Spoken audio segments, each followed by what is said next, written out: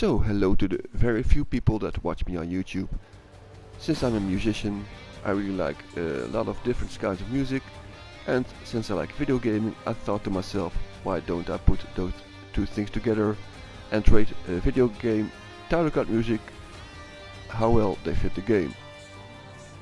First some little things. First I'm gonna give my own little opinion about the music, and then I'm gonna rate it how well it fits the game. So firstly, we have Transformers Devastation. I really like the rendition of the G1 theme. Very subtle guitar work, very nice, simple melody. I love the string part that comes up in a bit. It's a really nice piece, but it doesn't really fit the game that well because this is an action game, kind of like God of War. You move from arena to arena, beat up the bad guys, beat up the bosses.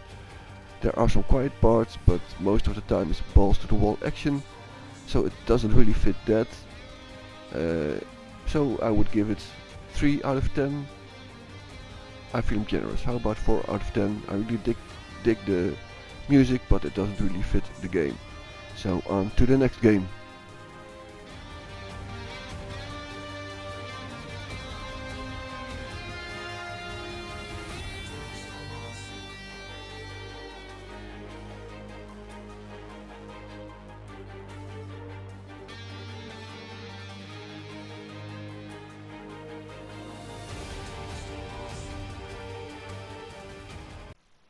Next up we have Death Road to Canada, which is a zombie smashing game, 16-bit style graphics, really wacky game, so the music fits really well. It's kind of blues surf with a trashy edge.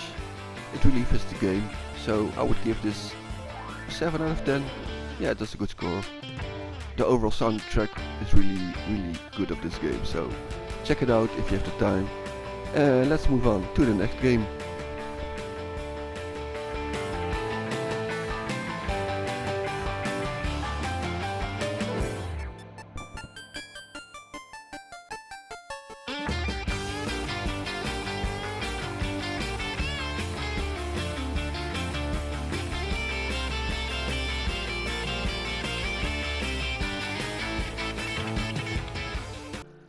And here we have The Bard's Tale Remastered and Resnarkled, which is an RPG, kind of meta, kind of self-referential, kind of self-aware, but the title card music is really generic, medieval, folky, kind of lutes and other instruments from that era.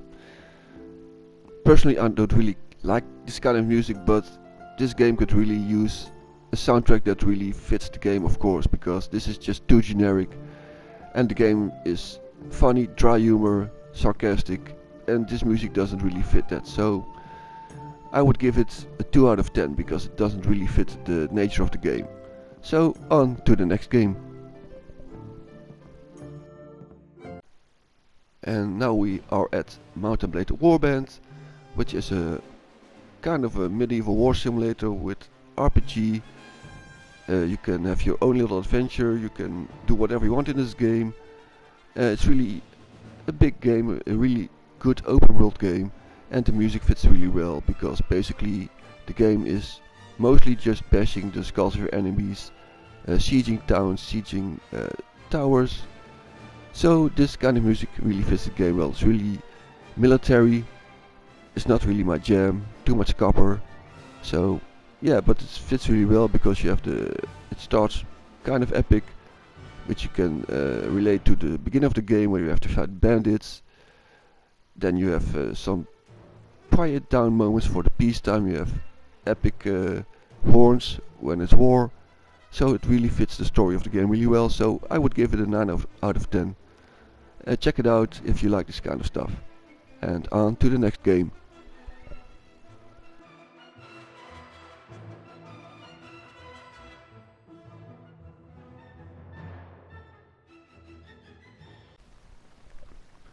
So we had a few lesser known games, but now we have a big selling game because I really love this title card music from Fallout 4, of course.